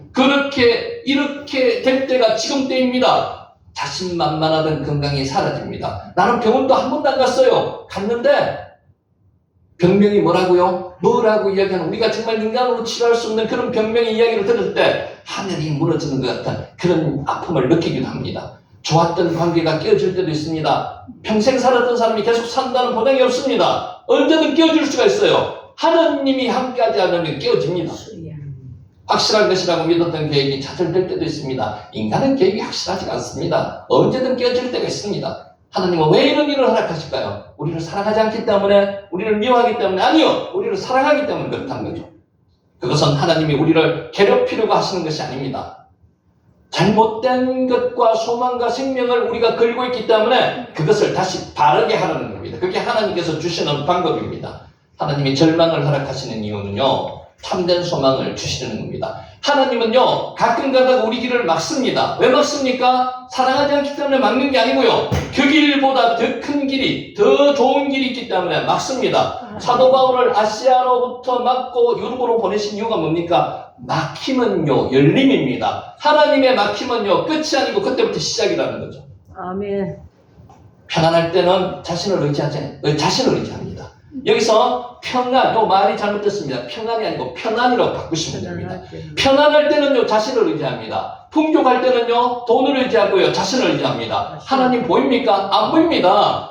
일이 잘 될 때는 자신의 능력을 믿습니다. 왜 아브라함에게 100세 때 이삭을 주셨는지 아십니까? 네가 만든 게 아니라는 겁니다. 하나님이 주신 아들이 이삭이라고 말씀하시는 거예요. 그게 약속의 아들 이삭입니다. 우리에게도 지금 그렇습니다. 기도할 때 금방 안 들어주시는 이유가 뭔지 아십니까? 하나님께서 지금 일하시고 있는데 네가 기도해서 지금 응답받으면 네가 한 게 된 거예요. 이게 네가 한 게 아니라는 거죠. 하나님께서 사실 준비를 하고 계시고요. 하나님께서 하신다는 겁니다. 모든 것이 편안할 때는 편안입니다. 평안이 아닙니다. 샬롬 아닙니다. 하나님을 전혀 생각하지 않습니다. 맞다. 똑같습니다. 그죠? 우리가 여러분 돈 많으시면요, 돈에 의존하지 교회 나올 생각도 안 합니다. 부자들 안 그래서 똑같잖아요. 근데 아까처럼 청천벽력과 같은 진단을 딱 받으면 어떻게 됩니까? 그때는 하나님하고 나오는 겁니다. 그게 하나님의 방법이라는 거예요. 그러나 절망이 찾아오면요, 이 절망은 끝나는 절망이 아닙니다. 우리를 부르시는 절망이에요. 비로소 인간은 자신의 한계를 인정합니다. 깨닫습니다. 아, 손 들고 나오는 거죠. 하나님을 찾게 됩니다. 이게 하나님의 방법이라는 거예요. 티크와 소망입니다. 자, 절망은 우리를 멈추게 합니다. 바로 그 지점에서 하나님은 우리에게 소망의 하나님으로 나타납니다. 절망이 끝이 아니라는 거죠. 절망은 하나님의 새로운 부르심입니다. 막힘은 하나님의 새로운 열림입니다. 이것을 깨달으신 분은요, 그 하나님을 찾게 되는 거고요. 손 들고 울며 불며 나오는 거죠. 그때 회개의 길이 열리는 겁니다. 하나님께서 우리의 절망을 기다리신다는 말은 과장이 아닙니다. 하나님께서는요, 절망을 통해서 새로운 희망을 주시는 거예요. 하나님 앞에서는 절망은 실패가 아니라 시작입니다. 하나님의 부르심의 시작이고요, 회복의 시작이고요, 하나님이 여기서부터 시작하신다는 거죠. 여러분 오늘 그런 기회에 여러분이 그런 자리에 있으신 분이 있을 겁니다. 그러면 그것은 끝이 아니고요, 시작이라는 겁니다. 시작. 티크와 링컨은 자신의 실패를 회상하면서 이렇게 고백했습니다. 내가 실패할 때마다 사탄은 끝이라고 말했습니다. 여러분 오늘도 마찬가지입니다. 실패하면 그게 끝이라고 이야기하는 놈들은 사탄입니다. 그 사탄의 그 게임에 빠져서는 안 됩니다. 끝이 아니라는 거죠. 하나님은 그 실패를 가지고 더 큰 일을 준비하고 계십니다. 막고 새로운 길을 열어주시는 분이 하나님이시라는 거죠. 더 좋은 길을 열어주신다는 거예요. 실패는 우리의 소망의 방향을 바꾸는 최고의 기회가 됩니다. 이게 하나님의 방법이라는 거죠. 여러분 막혀가지고 지금 낭떠러지 위에 올라갔다고 생각하시는 분 있죠? 거기서부터 하나님은 새롭게 출발하게 만들어 주신다는 겁니다.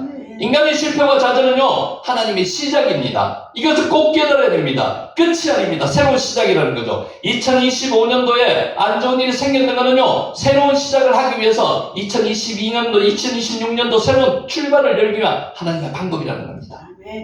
우리 삶은 소망을 어디에 두느냐가 우리 행복을 결정합니다. 인간에게 소망을 두지 마십시오. 돈에 소망을 두지 마시고요. 우리 쾌락에 소망을 두지 마세요. 어디다가 하늘나라에 소망을 두시면 됩니다. 티크와 세상적인 소망을 가진 사람은요, 상황에 따라서 흔들립니다. 세상적인 정욕의 소망을 가진 사람은요, 그 정욕이 만족되면요, 더 큰 정욕을 찾아가게 됩니다. 그게 세상입니다. 그래서 세상의 소망을 가지면 안 됩니다. 흔들립니다. 하나님을 소망하는 사람은요, 상황이 바뀌어도 흔들리지 않습니다. 왜냐고요? 하나님이 살아계시기 때문에 그렇습니다. 하나님의 삶이 흔들리지 않기 때문에 우리도 흔들리지 않다는 거죠. 다윗은 절망의 동굴에서도 하나님을 소망했습니다. 요셉은 감옥에서 하나님을 소망했습니다. 여러분 감옥에 들어가서 소망이 있습니까? 그런데 요셉은 소망했습니다. 왜냐고요? 요셉과 하나님이 함께 하시기 때문에 그렇습니다. 여호와 에트 요셉고 요셉과 함께 하시니라. 그래서 요셉은 형통할 수 있었다는 겁니다. 바울은 환난과 박해 속에서도 하나님을 소망했습니다. 환난과 박해를 오면요, 한두 번이면 괜찮습니다. 서너 번 계속 와봐요. 어떻게 됩니까? 소망이 없어집니다. 그런데 그 소망을 잃지 않는 이유는요, 하나님께서 바울과 함께 하셨기 때문에 그 소망을 잃지 않는다는 거예요. 정년을 맞아서 여행을 소망하는 사람들이 실제로 여행을 떠나고 나서 어느 정도 시간이 지나면요, 더 이상 여행할 마음도 없고요, 피곤함과 허물을 느낀다고 합니다. 이런 경우 있으실 겁니다. 세상의 것들이 이렇습니다. 아무리 좋은 것도요, 하고 나면은 실정을 느낄 수밖에 없는 게 세상의 즐거움들입니다. 이것은 인간의 소망이 얼마나 쉽게 소멸되는지를 보여주는 겁니다. 인간은 하나님의 피조물인 거 여러분 믿으십니까? 인간은 여러분을 창조하신 분이 하나님이신 걸 믿습니까? 그렇다면요, 우리는 창조주를 바라봐야 된다는 거죠. 하나님께서 여러분을 따라하셨습니다. 만드셨습니다.